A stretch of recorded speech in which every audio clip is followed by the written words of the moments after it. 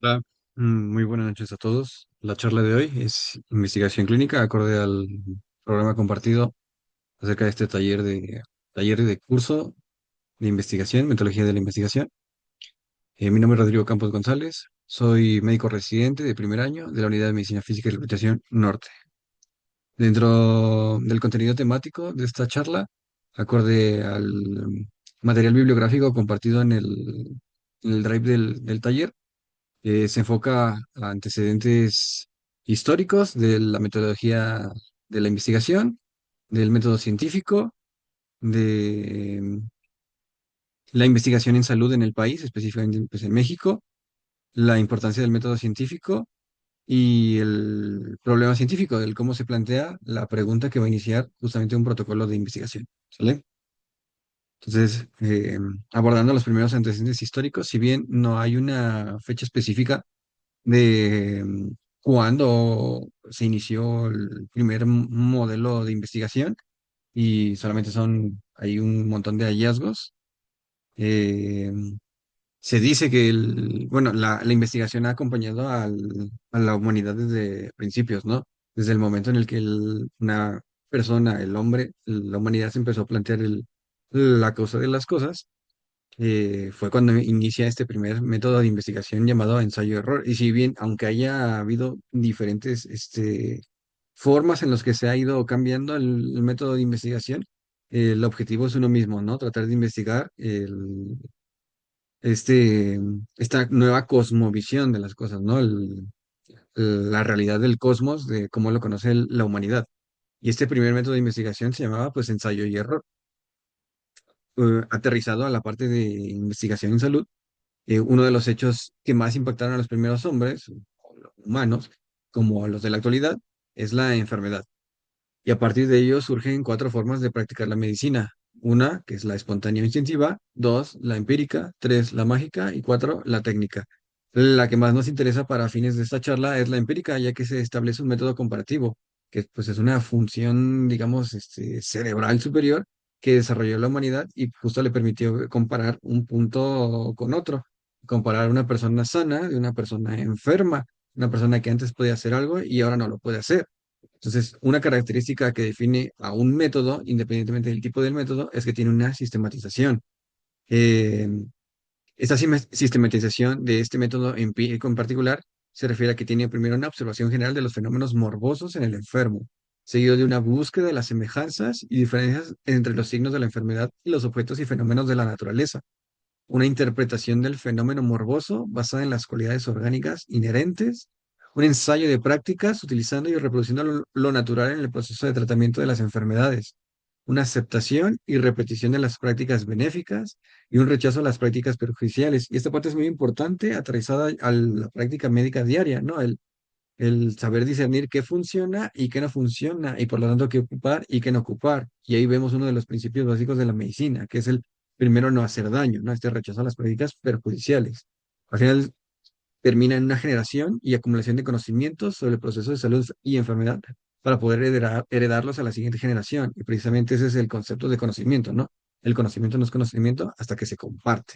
Si no, simplemente pues, es información ahí que está flotando en el espacio y que no tiene ninguna utilidad. Pasaron muchos años y el primer método como tal científico, eh, o la base del método científico, pues es el método hipocrático, ¿no? Este método establecido por filósofos griegos, más o menos ubicados en una temporalidad en el siglo quinto antes de nuestra era o antes de Cristo. Y dentro de este método hipocrático, los filósofos griegos exigían tres elementos para considerar que el conocimiento producido de una cosa es verdaderamente científico. Y es uno, la exigencia teorética, o sea, la teoría alrededor. Exige una respuesta a la pregunta de por qué se estudia la cosa o el fenómeno, o sea, la función del por qué vamos a estudiarlo. Dos, la exigencia sistemática. Los saberes de la cosa o fenómeno en cuestión deben hallarse ordenados conforme a principios ciertos y racionales, o sea, todos los antecedentes teóricos, o sea, nadie se puede sacar nada pues, de la manga, ¿no? O sea, se acuerda lo que ya se tenía investigado. Y tres, la exigencia metódica. Los saberes han debido obtenerse mediante un método que garantice su verdad y permita su incremento. Esto ya aterrizado en un método científico moderno, pues es la capacidad de reproducción de los hallazgos, ¿no? O sea, que se pueda verificar a través de una reproducción del experimento.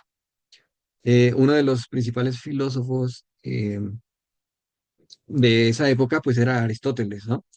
Que dentro de Aristóteles, de las observaciones que hacía, pues es que agrupaba individuos o objetos o animales o plantas, frutas, etcétera, que tenían características similares, y entonces así los agrupaba en especies.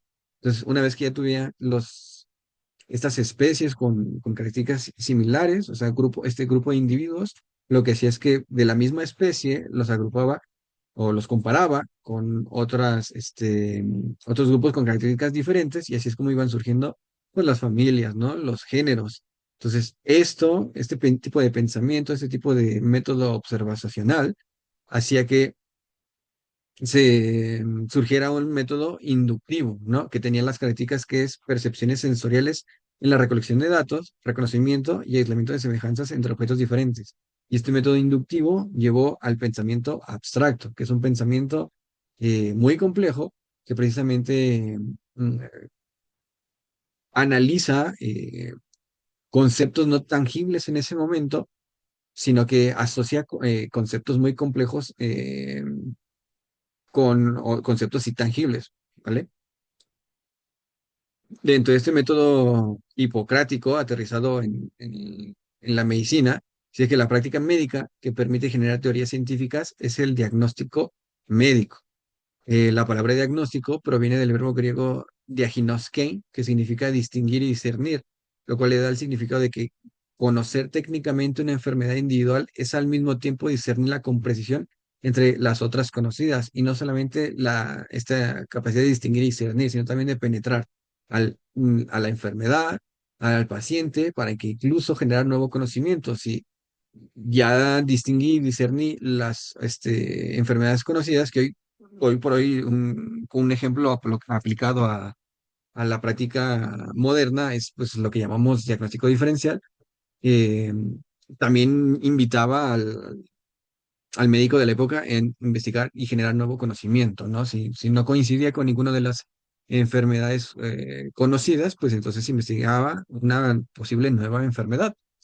Dentro de este método hipocrático se tocaban cuatro puntos cardinales importantes. Número uno, el médico hipocrático quiere conocer, a diferencia, y esto justo es una diferencia entre un profesionista y alguien que hace un oficio. Si bien, con todo el respeto que se merecen las personas que realizan un oficio, solamente hacen por hacer, hacen porque imitan lo que alguien les enseñó a hacer, no saben el cómo funciona, pero pues simplemente lo hacen. En cambio, el médico hipocrático o bien un profesionista lo que hace es saber qué está haciendo, el cómo funciona lo que está haciendo, y no se atreve a hacer algo si no sabe cómo funciona lo que está haciendo.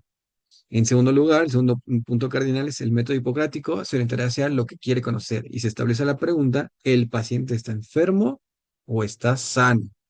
Y a partir de ahí surgen otros puntos importantes para poder resolver esta pregunta. El primero es conocimiento y tipificación del aspecto temporal de la constitución del enfermo y el cosmos circundante. Entonces, esa es la primera pregunta: ¿es diferente a los demás? ¿Y por qué es diferente a los demás? El segundo punto es determinación de la consistencia real del desorden observado. El tercer punto es ordenación en el curso del tiempo de los aspectos temporales de la enfermedad. Una vez más, si lo aterrizamos a la práctica médica moderna, pues es un poco la semiología a la hora de hacer un interrogatorio, ¿no? Y al final, el último punto es el discernimiento de las causas de esta, o sea, que está causando la enfermedad. Como tercer punto cardinal importante es cómo conocer o el método propiamente dicho, o sea, cómo obtenemos toda esta información para hacer nuestro análisis.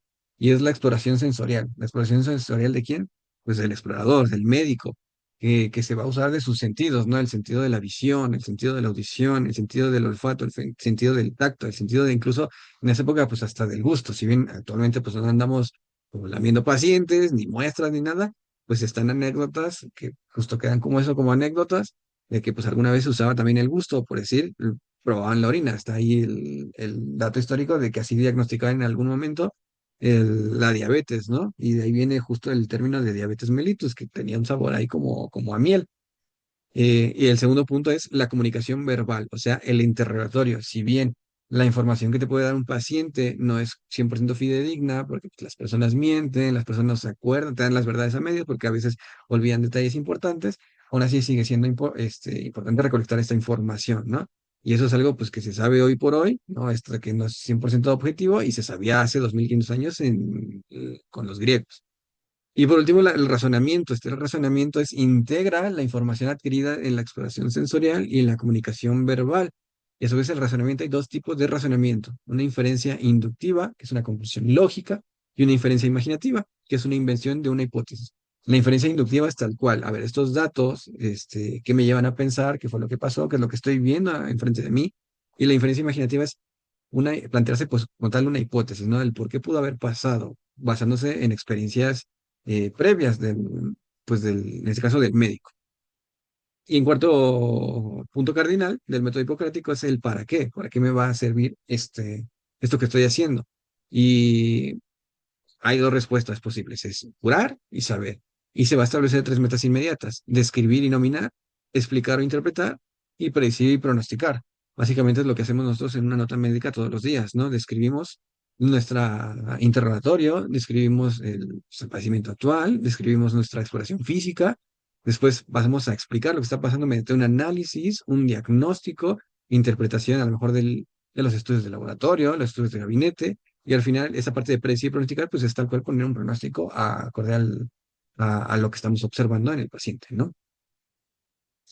Eh, Después, sí, uno de los otros eventos históricos importantes es el establecimiento del método galénico, establecido por pues, Galeno.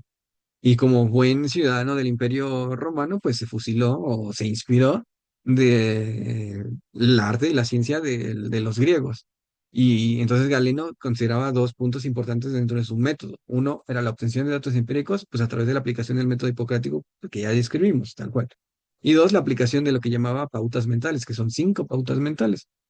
Eh, la primera pauta mental es la especificación, que básicamente es el orden de los datos recogidos a través del método hipocrático. Dos, la racionalización anatómica, o sea, la localización de la alteración.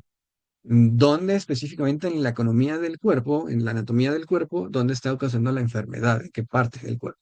C, razonamiento por analogía. ¿Qué está causando esta enfermedad? Puede ser a lo mejor un traumatismo, lo que hoy conocemos, por ejemplo, otra causa como podría ser una infección, que en ese entonces pues, no tenían muy bien el concepto de una infección. En eso entonces, pues tenían otros conceptos acerca de los humores y tal. Pero bueno, la causa que pudiera estar ocasionando esta enfermedad, ¿no? De la intensidad de la enfermedad, que a partir de esta intensidad, pues podrías generar un pronóstico, qué tan bien o qué tan mal iba a vivir el paciente. El punto E, el tránsito de la conjetura a la certidumbre, o sea, el conocimiento verdadero de la enfermedad, pasar de una hipótesis a un hecho. ¿Sale? Este método galénico duró bastante tiempo, aproximadamente 15 siglos, si bien con algunas modificaciones con el tiempo, pero la base era el método galénico durante 15 siglos. Y no fue sino hasta los métodos modernos, a partir del siglo XVII hasta el siglo XIX, que fueron cambiando las cosas. De estos métodos modernos descritos en la literatura, se escriben 5 métodos modernos, que además de que son consecutivos, son sumatorios. Es decir, el método moderno uno, que es la clínica moderna de Thomas de Sydenham, es la base para el resto. Es decir, el siguiente método, que es el conocimiento anatomoclínico, va a tomar los datos de la clínica moderna de Thomas Sydenham. Y el conocimiento fisiopatológico va a tomar del conocimiento anatomoclínico y de Thomas Sydenham. Y así el cuarto toma lo del 3, del 2 y el uno, y el quinto del 4, 3, 2 y uno. Entonces tenemos como el primer método moderno, precisamente la clínica moderna de Thomas Sydenham, que es el conocimiento puede obtenerse a través de dos procesos: descubrimiento de especies morbosas nuevas o a través de la interferencia de la especie morbosa ya conocida. Dos, conocimiento anatomo clínico, que es un signo clínico objetivo más una lesión anatómica específica descubierta por una necropsia, que son las antecedentes de lo que hoy conocemos como anatomía patológica. Tres, conocimiento fisiopatológico, procesos energético-materiales alterados, estudiados a través de estudios de gabinete y laboratorio, haciendo objetivo este cambio. ¿Sale?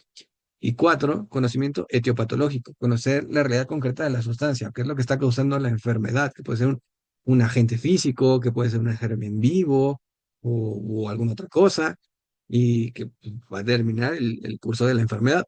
Y cinco, reconocimiento del enfermo como sujeto orgánico social. Hasta antes de este punto, al paciente se le consideraba como pues, simplemente un objeto, bueno, no objeto, sino un ente orgánico. Y no se tenía en cuenta el entorno del paciente, ¿no? A partir de este reconocimiento del enfermo como un sujeto orgánico social, se toma en cuenta su contexto, ¿no? Dónde vive, su estado socioeconómico, cómo vive, con quién vive, todas sus redes de apoyo, la cuestión mental, y es lo que, pues hoy por hoy tenemos la definición de la OMS de salud, ¿no? Que es el estado completo de bienestar, en las tres esferas, biopsicosocial, y no solamente la ausencia de la enfermedad. En cuanto a investigación en salud, aterrizado pues en el país, en México, el panorama pues no es muy alentador. De hecho, pues todo lo contrario, debido a que no se hace mucha investigación, y la poca investigación que hace a lo mejor no tiene una repercusión inmediata en la salud pública. ¿Por qué? Pues porque no hay una inversión, ¿no? Entre lo que se invierte en investigación en salud y en ciencia, pues es menos del 10% del Producto Interno Bruto, ¿no? Se dedican muchísimo más presupuesto a otras cosas. Y si lo comparamos con países como Estados Unidos, que a través de sus centros de control de enfermedades, la CDC, que hacen investigaciones continuamente para que a partir de estos resultados se creen políticas en salud pública. Y esto, en corto, mediano y largo plazo, va a disminuir muchos gastos en la población. Y eso aquí no se hace. Y muchas de las cosas es que hay una falta de coordinación entre los investigadores y las tomadores de decisiones. Sobre todo porque los que toman las decisiones, pues esta clase política, pues no son experta en el área de la ciencia y por lo tanto no la entiende o no hay una buena comunicación, ¿sale? Simplemente no toman en cuenta las investigaciones que se hacen. Otro punto importante es la investigación se aprecia ineficiente, que está desvinculada de los grandes problemas nacionales, o sea, no se hace investigación enfocada a los problemas nacionales, o porque sus resultados no se toman en cuenta, como mencionaba, para el diseño de las políticas. Falta de vinculación entre pregrado y posgrado y una falta de vinculación entre academia e industria.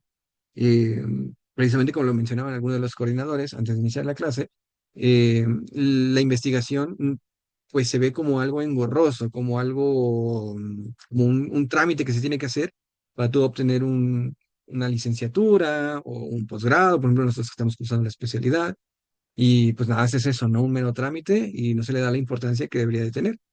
Y la falta de investigación entre academia e industria es, ok, funciona, pero ¿para qué funciona? ¿No? O sea, no hay esa vinculación, ¿no? con el campo laboral, vaya. Y bueno, hay poco interés de que la ciencia y la investigación científica despiertan en el ciudadano común. Es muy fácil señalar a los investigadores o a la clase política de que no están haciendo la inversión adecuada, pero tampoco la misma población se interesa por la parte de la investigación. Eh, yo un ejemplo que les puedo dar es que participé en la encuesta nacional de salud mental y adicciones de finales de 2023, principios de 2024, por parte de la CONASAMA, y que salíamos a hacer pues un poco de unas entrevistas hacia la población en general, a unas colonias previamente designadas, estudiadas por otro grupo de investigadores, y pues esta entrevista constaba de unas preguntas que tardaban entre 30 minutos y una hora, hora y media, dependiendo obviamente de la pericia del aplicador, pero también de lo que fueran contestando las personas. Y a pesar de que les explicábamos a detalle la importancia de contestar esta encuesta para conocer cuál es el estado de las colonias en cuanto a salud mental y consumo de sustancias, y por ello implementar nuevas políticas, pues a la gente simplemente no les interesaba, ¿no? No les interesaba esta parte y pues básicamente te cerraban la puerta en la cara. Entonces, si tampoco hay un interés de la población, pues poco se puede hacer. Dentro de la clasificación de la investigación en salud, tenemos dos dimensiones a estudiar, objetos y niveles de análisis. Entre los objetos tenemos condiciones, o sea, procesos de carácter biológico, psicológico y social, y respuestas, pero no respuestas internas, fisiológicas a esto, sino respuestas externas de la sociedad. ¿Cómo responde la sociedad ante enfermedades? Ya lo veíamos por decir en la pandemia de COVID, ¿no? Y los niveles de análisis puede ser individuos, o sea, algo muy pequeñito, o bien sus partes incluso del individuo, ya sea órganos, células y tal. O puede ser a grupos o poblaciones pues muchísimo más grandes, ¿no? Dentro de los tipos principales de investigación, tenemos la investigación biomédica, que son condiciones, procesos y mecanismos de la salud y la enfermedad, o sea, cosas ya, cuestión como muy molecular, ¿no? Celular. Segundo punto, otro tipo de investigación es la clínica, que es el estudio de la eficacia de las respuestas preventivas, diagnósticas y terapéuticas. Pues, básicamente las guías de práctica clínica que tenemos todos los días, ¿no? Y ponemos en práctica todos los días, artículos, ensayos, manuales, etcétera. Y tres, esto, tanto la biomédica como la clínica puede ser a nivel individual, ¿no? O sea, grupos muy chiquititos o un solo individuo. Y la investigación en salud pública, pues ya se aplica tanto la biomédica como la clínica en grupos grandes, ¿no? Y dentro de estos tipos de investigación en salud pública tenemos de dos tipos. Investigación epidemiológica, que son tal cual datos duros, datos concretos, que es como la frecuencia, distribución y determinante de la salud. Y la investigación en sistemas de salud, que es la respuesta social organizada a las condiciones de salud y enfermedad. ¿Cuál es la importancia de la metodología de la investigación? La investigación científica es el medio que permite establecer nuevas teorías o modificar las ya existentes, generar conocimientos que transformen la realidad y dar solución a los problemas sociales, científicos, tecnológicos y filosóficos que se presentan. Eh, Tiene cinco características importantes en la metodología de la investigación. Uno, que es sistemática, o sea, que lleva un orden a la hora de plantearse la pregunta, un orden a la hora de, o sea, la pregunta al problema, un orden a la hora de recopilar los datos, un orden a la hora de analizar estos datos y un orden a la hora de exponer los resultados de estos datos, ¿no? Es metódica, pues precisamente porque es un método de investigación. Empírica, porque hacemos pues pruebas que pueden ser experimentales, hacemos de repetición, y tal. Y la crítica tiene esta característica porque siempre busca mejorar, ¿no? Siempre busca mejorar lo ya investigado. Busca ver cuáles son los huecos de lo ya investigado, cuáles son las preguntas que todavía quedan pendientes. Y la reflexiva, pues, ¿para qué nos va a servir hacer todo esto, no? Dentro de, así a grosso modo, de manera muy general, los pasos que se tienen que seguir en un protocolo de estudio, siguiendo el método científico, primero es plantearte la idea. La idea puede venir de diferentes fuentes de inspiración. Puede ser después de una clase, después de leer un artículo, un libro, después de ver un paciente. Entonces ahí surge la idea, ¿no? De plantearse un problema o una pregunta. ¿Qué pasa después de esta idea? Ya que tienes la idea en la cabeza, pues estructurar la estructuración de la idea. Hay que investigar trabajos de investigación previos mediante una revisión bibliográfica extensa, porque podría ser que alguien más ya se había planteado esa pregunta y puede ser que esa pregunta pues ya tengan una respuesta, ya haya muchas investigaciones al respecto, ¿no? El segundo paso es el planteamiento del problema de investigación, o sea, el contexto, dar un contexto acerca del problema que estás planteándote, los beneficios que aportaría tu investigación, la factibilidad de hacer esta investigación y acerca de la disponibilidad de recursos para poder hacer esta investigación, e incluso si tuvieras unos resultados, estos resultados pudieran aplicarse. En los objetivos, el problema, justificación, pues del estudio, ¿no? El siguiente punto importante es la integración del marco teórico, para que tu estudio que estás haciendo tenga una base teórica bien, bien sólida. El siguiente punto es definir el tipo de estudio. Hay de tipos exploratorios, descriptivos, correlacionales y explicativos. Posterior a ellos, el planteamiento de la hipótesis, ¿no? O sea, ahí es con el pensamiento abstracto que mencionábamos. No tienes en ese momento algo tangible, pero pues lo estás pensando qué podría pasar, ¿no? El siguiente punto es el diseño de investigación, que puede ser experimental o no experimental. Luego hay que establecer la muestra, qué tan grande va a ser tu grupo de estudio, el tipo de estudio que vas a hacer, pues si son hombres, si son mujeres, si son estudiantes, si son trabajadores, si son de cierta edad, pueden ser población infantil, puede ser adultos mayores, puede ser adultos jóvenes, etcétera. Y la siguiente parte es la recolección de los datos a través de instrumentos que te den confiabilidad y validez, ¿no? Y después va a ser análisis de los datos y con su posterior reporte de investigación. Dentro del problema científico, o sea, el cómo nos planteamos esta idea, esta pregunta, pues representa un reto bien importante. Toda investigación parte del interés de solucionar o encontrar una respuesta a un problema. Al seleccionar y plantear un problema, el investigador estará reflejando su percepción y posicionamiento ante él mismo y ante la realidad, sobre todo su realidad. Y es lo que veíamos a través de la historia de la humanidad, ¿no? Cómo ha ido cambiando la forma de hacer investigación. E incluso dentro del mismo espacio temporal hay un espacio diferente. Es decir, no es lo mismo los problemas que se plantea un investigador mexicano, trata de resolver algo que de su población, que lo que se plantea un investigador europeo, ¿no? Son diferentes los problemas que tiene su sociedad con la nuestra, aunque estamos en el mismo espacio temporal. El proceso en el planteamiento de un problema de investigación consiste en tres momentos descritos por este autor llamado, bueno, de apellido Bongi, que denomina reconocimiento, descubrimiento y formulación. La fase de reconocimiento habla del dominio que el investigador requiere tener sobre el área de conocimiento en la que se encuentra el problema, lo que le permite reconocer los hechos preliminares y relevantes. Es decir, hablando específicamente de medicina, sería muy raro o incoherente que viniera por un abogado o un astrónomo tratando de resolver un problema de medicina cuando pues obviamente no tiene esta formación académica que pues, le permita ver el problema de las cosas. Y pasa mucho, por ejemplo, nosotros en los hospitales, ¿no? O en los centros de salud, en las unidades de medicina familiar, etcétera, en el cual pues los administrativos a veces toman decisiones que pues no concuerdan mucho con lo que vemos a nivel operacional. ¿Por qué? Pues porque ellos no tienen la formación y no están, pues ahora sí que en el campo viendo cuáles son los problemas verdaderos, ¿no? Luego, la fase de descubrimiento, identificar inconsistencias, incoherencias, lagunas subjetivas, vacíos en el conjunto de conocimientos acumulados en el área de estudio. No basta solamente ser un experto en el área, sino que hay que tener este pensamiento crítico para justo poder identificar cuáles son estas preguntas no respondidas hasta el momento, estas lagunas en el conocimiento, ¿no? Y bueno, la fase de formulación, tal cual, la formulación de una pregunta, que tiene que ser muy concreta y correcta, encaminada a conocer las causas que expliquen esa incertidumbre. Dentro de las preguntas, o bueno, los puntos importantes para poder establecer ese problema, esa parte principal, esa idea principal que inicia un protocolo de estudio, estos autores pues han juntado como varios puntos importantes a tomar en cuenta a la hora de plantearse ese problema. Y el primero es que es recomendable expresar el problema en forma de pregunta.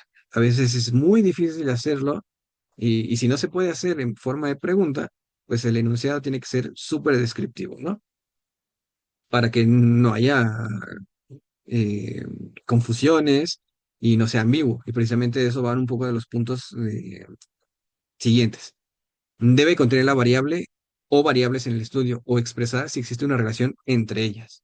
Debe posibilitar la prueba empírica de las variables. Debe expresarse en una dimensión temporal y espacial. Y debe especificarse la población que se va a investigar. El problema debe ser bien específico. El planteamiento es señalar de manera clara, sencilla y sin ambigüedad cada uno de sus términos. El problema debe ser relevante, pertinente y conveniente. La resolución de problemas debe ser factible, el problema es ser congruente con los conocimientos que la ciencia ha determinado como cercanos a la verdad. O sea, obviamente, una vez más, nadie se puede inventar nada. Y por último, el problema debe conceptualizarse con precisión y deben señalarse sus límites teóricos.